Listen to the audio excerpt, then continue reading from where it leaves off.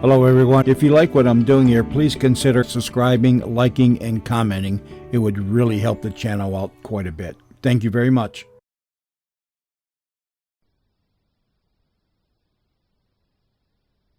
Oi! Oi, what do you think you're doing in my chair? Get out of it, will you? Sorry. That was In the Psychiatrist's Chair. And now...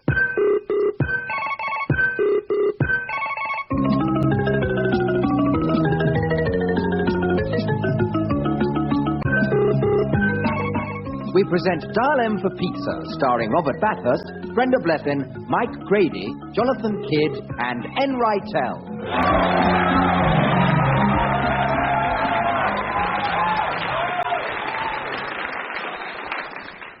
Now then, let's see.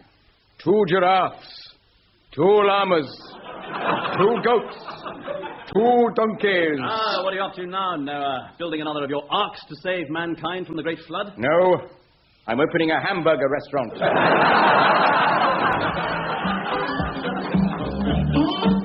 Now it's time to file up the close and close down the file on one half of The Perriers, an everyday story of smug bastards. One of whom is dead. The only question is, which one? Rich, aren't you going to drink your rose-hip tea? Oh, I keep forgetting. Now, where's my pen? Dear doll, I am dead, love, Rich. There.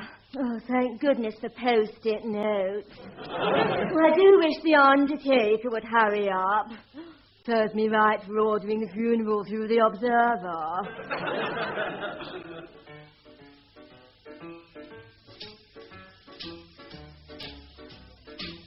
Oh, there's the doorbell. Oh, hello, are you the undertaker? Yeah, that's right, Mrs. Perrier. Colin from Next for Dead People. Oh, great. And I can't tell you how excited we are to be arranging your husband's funeral. Terrific. Come in. Check. Now, let's just revid the details, shall we? Check. Great. Now, your first choice of coffin, or as we call it, personal body organizer. Well, I reckon I'll go for the brasserie model from your Soho collection. What, the smoked glass and chrome? Functional but stylish, that's right. The thing is, Dulcie, chrome and glass doesn't burn. Well, who's going to burn it? Well, we are. What? Well, that's what cremation means.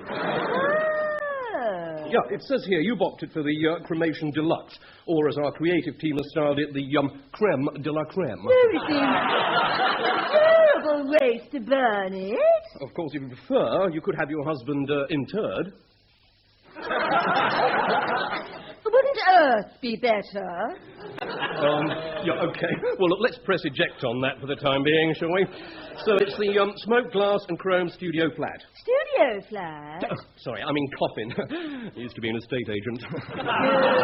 Great! And the former service you've plumped for is the The Jonathan Ross. The Jonathan Ross. Great. Now we can rock and roll. Crucial. Mrs. Perrier. Yeah? Your husband's not saying much, is he? No, he's dead. Dead? But that's terrible. Yeah, it is a bit, yeah. I mean, you do realise our delivery time is 3 weeks, eh? Don't mind waiting, do we, Rich? Rich. Oh, I keep forgetting.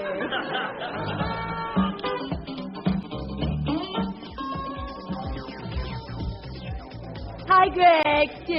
Hi, doll. Hi, Dal. Great party. Dad. Where's Rich? Oh, he's dead. Oh, yeah, I keep forgetting. It's dead. Yeah. Hey, chill out. Terrible business. Well, life goes on. No, I mean Rich. He was terrible at business. Oh. Yeah. But don't worry, all of us at OPI Advertising. Yeah, that's other people's ideas. Check, Stuart. Here's an award.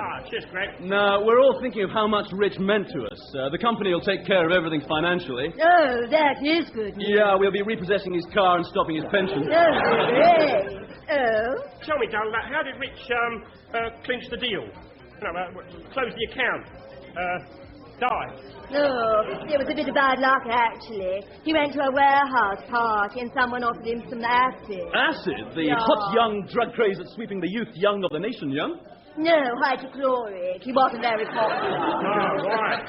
So when's the funeral? But this is the funeral. Oh, right. Yes. It's just about to start.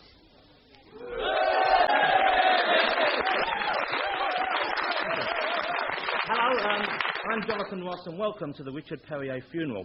And what a great lineup we've got for you today. Later on, we've got music from Michelle Shocked. Vivian Westwood will be showing us a new collection of black armbands, and then we'll bury him. But first, please welcome the girl with the big knockers.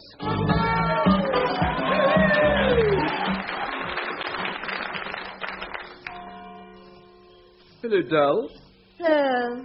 It was a lovely service. It's what you would have wanted. What, being dead? No, never mind. Have we met? No, I'm Ben Rollard. I worked at OPI as Rich's creative backup. Oh, what's that? I used to think up his ideas. Great. Now that he's dead, I wonder if you'd fancy getting married. Oh, who to? Well, me. You? Never for? Well, I don't know. Oh, okay, then. There's just one condition. Yeah?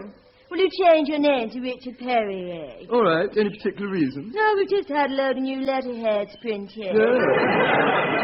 Phone. Well, it's not mine. Nor mine. Well, whose is it then? Oh, no. Shovel somebody. Oh, I right. knew I'd forgotten something. Yeah, keep going. Join us again next week for another episode of The Perriers, in which Dull makes plans for tying the knot, but Rich wants more children.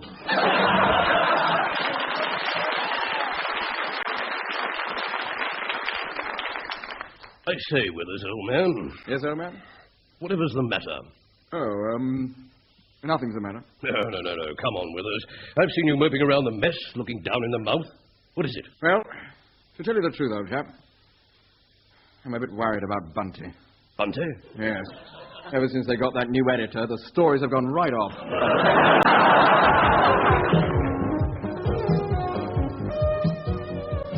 Hello, and welcome to another edition of our talk show, Chat Flap, with me, Nick Tosser.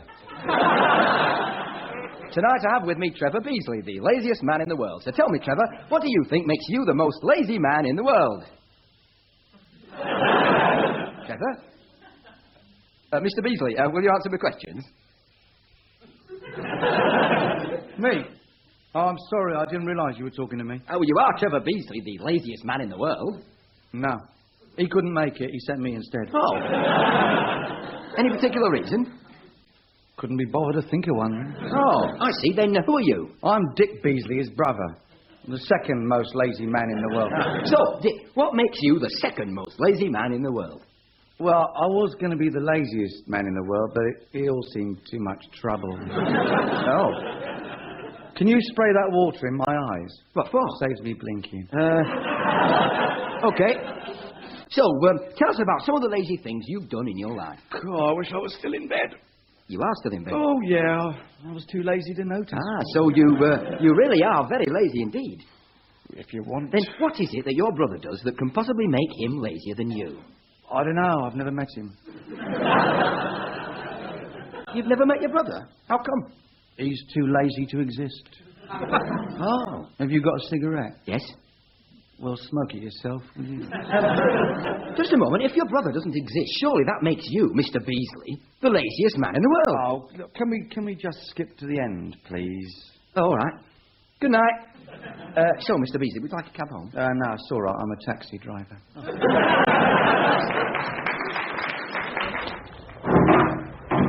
Hello?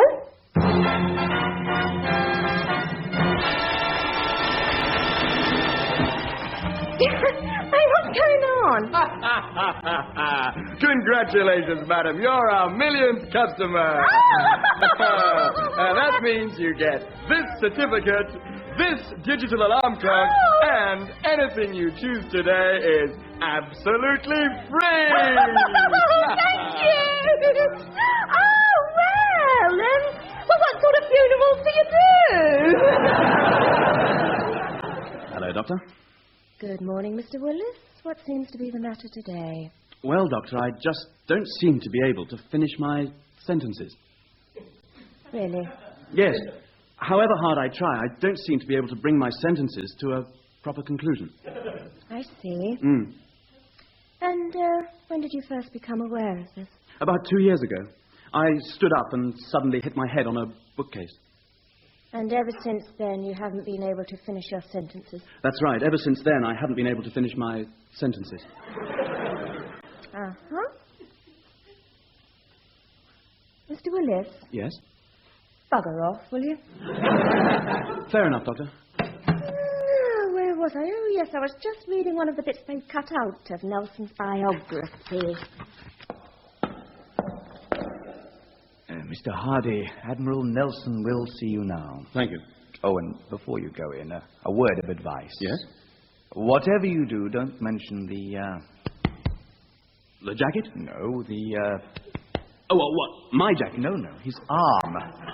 Don't mention his arm. Oh, I see, yes, thank you. And try and keep off the subject of his, His twitch?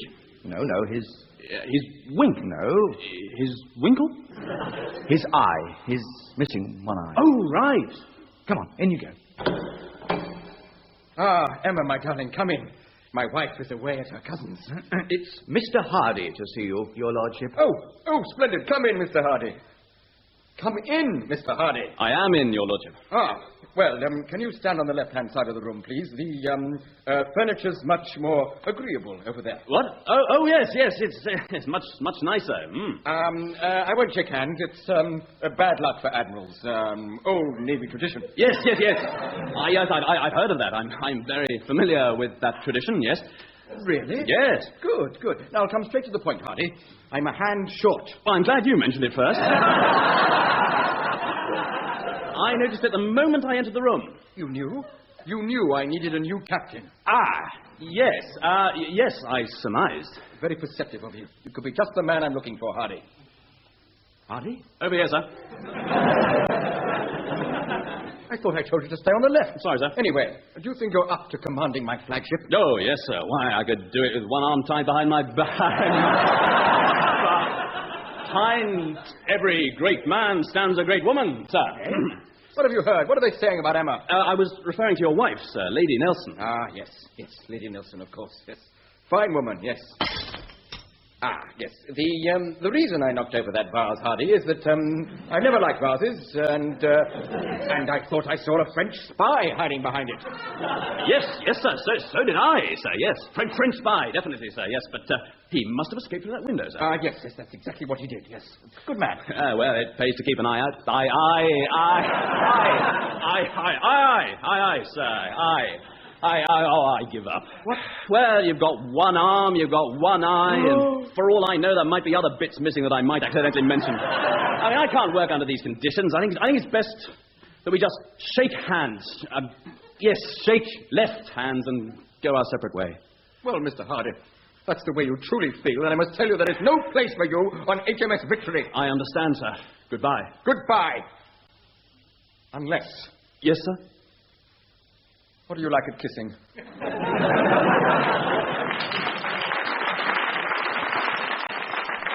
Okay, next, it's Mr. Kent. So, Mr. Kent, would you like to tell us in your own words why you qualify for this part in Superman the movie? Well, I can fly. I've got X-ray vision. I've got icy cold super breath. And I can bring my own costume. Wow. Well, that sounds very promising, Mr. Kent, but there's just one thing. Yes? Lois Lane is a woman. Darling, I'm home. Hello, dear. Get on okay at the doctor's? Well, not really. She told me to bugger off. Well, that's a bit strong. Well, it was fair enough in a way. Stephen, what have you done? I invented a disease. Oh, no, not again. What was it this time? I pretended I couldn't finish my sentences. You what? I made up this disease that meant I couldn't finish my... I couldn't finish my... Oh, no, I don't seem to be able to... I can't... Stephen. Yes? Bugger off. Okay. Now, where was I? Oh, yes, Chapter 2 of the uncensored biography of Nelson. Frenchies ahoy! Admiral Nelson, sir. Who said that? Over here, Your Lordship. Just to your left. Yes. Oh, yes, Captain Hardy. Yes.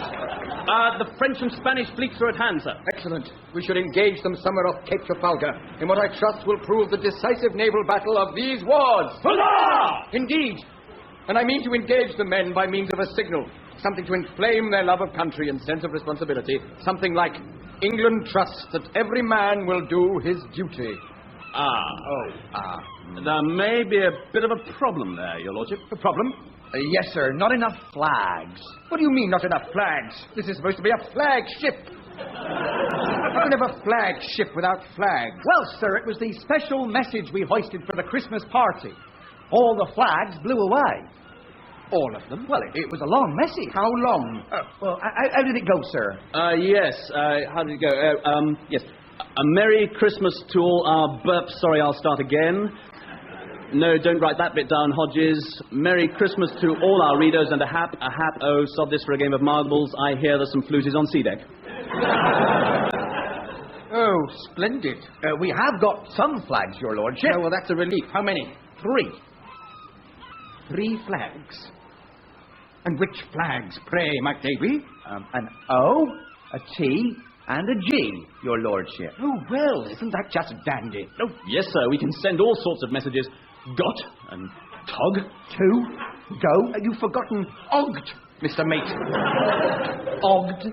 Surely that's not a word, Your Lordship. Oh, have you not heard of it, Mr. Mate?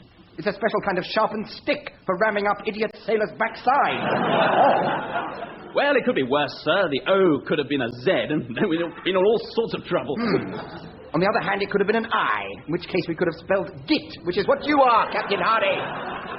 Sorry, sir. I don't believe it. The most important battle of my career, and the only message of encouragement I can send to my men is, got to go. But wait a minute. Aren't we all forgetting something? What? Well, as well as standing for a letter, each flag has a separate meaning. Oh, of course it has. So refresh our memories, Mr. Mate. What do O, G, and T stand for? I am about to leave port. Yes. I am about to go into port. Yes. And go away, I have yellow fever on board. Yes. Beginning to wish I'd never mentioned it. We'll just have to go into battle without an encouraging message. And if we lose and the French invade Britain, we'll just say it's because someone got pissed at the Christmas party. Hold on, sir. Look what I just found in the emergency flag box. Oh, that looks jolly. Red, white, and blue. We'll hoist it up then. There, that'll cheer the men up. Our 3 national colours. Yes, it's a sort of tricolour, isn't it?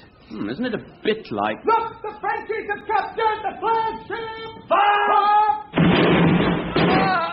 I've been hit. Hardy? Yes? Can you come over here a minute?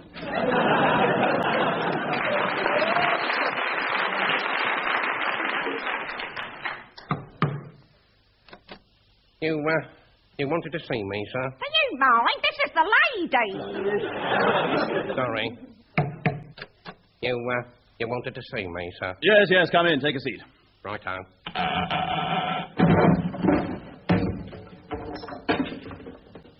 Sorry. Indeed. Now, you know why I called you in here, Mr. Makes a Lot of Mistakes? Yes. Good. You want to promote me to head of personnel, triple my wages, and give me my own chat show on Channel 4. No, that's not what I want to do at all, Mr. Makes a Lot of Mistakes. Actually, I'm Ella Fitzgerald. No, you're not. Happy Christmas. It's July. And put some clothes on. Oh. Okay, sorry. Look, when you joined this company 3 months ago, this was the biggest ball-bearing manufacturer in Europe. Yes. And now it's a florist. Oh, so it is. Can you explain to me how this came about? Don't worry, Sonny. We'll have you out of there in no time. Look, stop being a fireman and pay attention. Oh, sorry. That's better. Sorry, yes.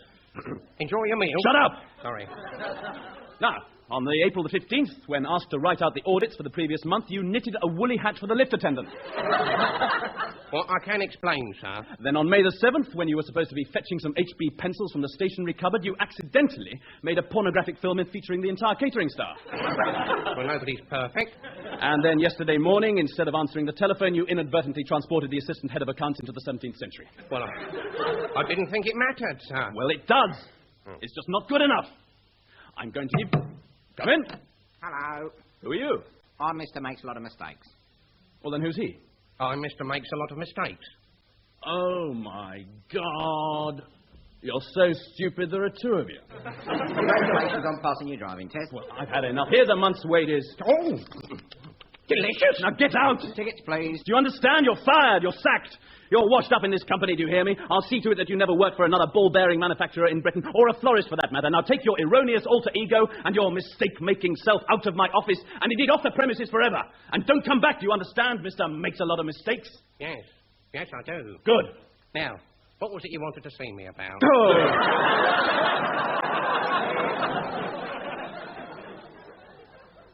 Sit down, Gerald. No. Gerald, sit down. I can't. What do you mean you can't? I just can't. Why not? Because I just can't. Gerald, sit down. No. That was an extract from Invasion of the Body Snatchers. After the success of Pathfinder, the first feature film to be made in Lapland by Laplanders, now comes a major motion picture filmed in the Arctic in the Inuktitut language. Yes, here it is, the world's first Eskimo science fiction film, Sledge Runner. Starring Harrison Fjord.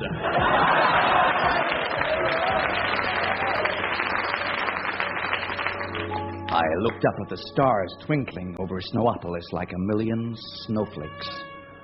From where I stood, I could see the giant dome of the Space Fleet igloo as white as snow.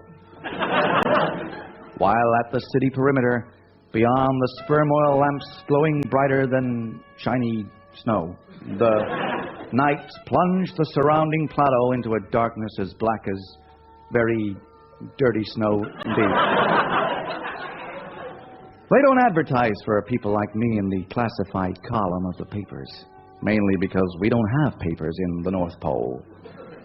You try turning the pages wearing sealskin mittens. I figured if I didn't get a job soon, they were going to repossess my kayak, which would make canoeing that little bit more uncomfortable. Hey, you! Who, me? Yeah, Hakudum Hacknad Nutukut Klackertuk. That's my name. Don't wear it out. I don't think there's any danger of that. Listen, I've been looking for you. Who are you? What do you want? Hey, don't you recognize your oldest and closest friend? Nope. Hang on, I'll put my hood up. Oh, yeah. Hello, Paluktanuk. Listen, Hakudum Hacknad Nutukut Klackertuk. We got a job for you. It's a tough one. You want me to sign my name? Nope, tougher than that. But if you come through on this one, Harkudum Hacknan Yutukut Klackertuk, you'll be able to rub noses with your job goodbye. Yeah? Yeah, and maybe retire to somewhere exotic and warm like Baffin Island. So what do you say, Harkudum Hacknan? I think you just wore my name out. Paluktanuk filled me in on my assignment. It seemed that a group of 4 artificial humanoids had escaped from a research station on an orbiting iceberg and were making their way to Snowopolis, accompanied by a mysterious sea mammal. Although their porpoise was unknown, Paluktanuk explained that I was to intercept these artificial humanoids, or snowmen, and to terminate them using extreme harpoon if necessary.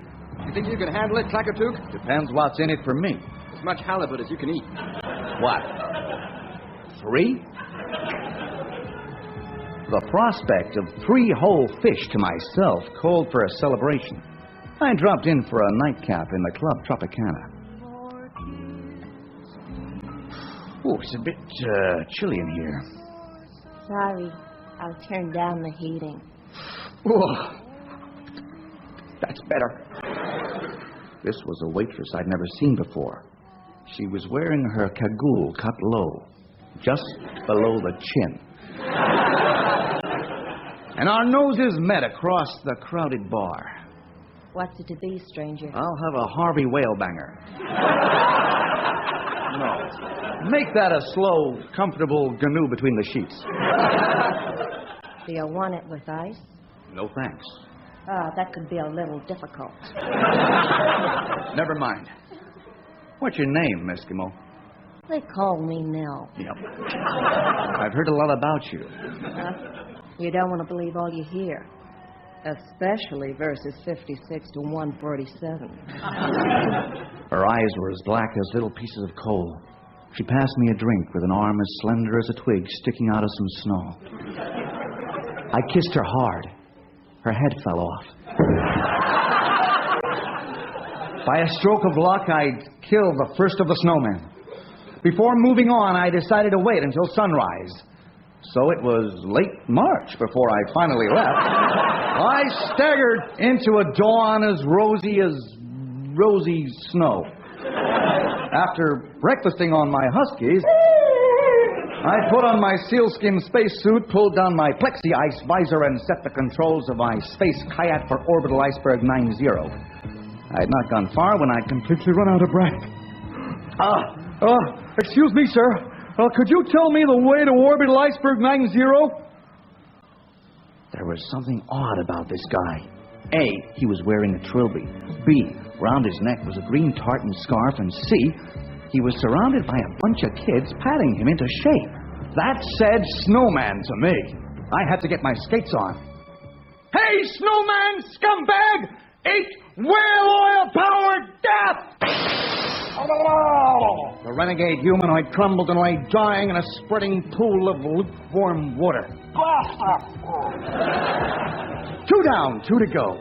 But by this time the trail was cold, which was quite warm for these parts. So with no trouble at all, I tracked down the third of the 4 snoids. Apparently, he'd gone to England to make a cartoon film about flying through the air or some such puffing crap. And we all know what happened to him. Hey, Clackatook. Good to see you, Palutinook. Did you get the humanoids? Yep, it's this cold weather. Sorry, I thought you said hemorrhoids. Now, what about my fish? Here you are. 1, 2, 3. Yeah, well, that's warmed me up. Now, let's have my fish. Here. Thank you. We rubbed noses goodbye. Oh, my God. Your nose has fallen off. No, it hasn't. It's long. It's orange. And it's a carrot. All right, I admit it. I am the leader of the snowman. But if you were a snowman all along, so why did you alert me to the snowman menace in the first place? I admit the plot has rather more holes than a fishing lake in Iceland, but it is our first stab at a feature film. Oh, well, I guess that's fair enough, but I'm afraid I'm going to have to terminate you. Freeze! But I'm already frozen. Oh, the hell with it. Look, we can still be friends. Here's your nose back, Palutinook. Now, let's go out clubbing. Okay. Where are the seals? Oh, they're over this way. Yes, don't miss Sledge Runner, based on the novel by Philip K. Dickertook, called Do Eskimos Dream of Electric Blankets? Next week, Walt Disneynook and Ingmar Bergmatuk present Snow White and the Seventh Seal.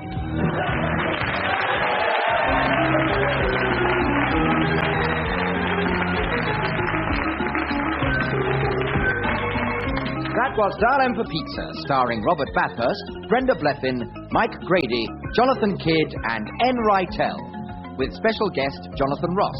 It was written by James Hendry and Ian Brown, and the producer was David Tyler.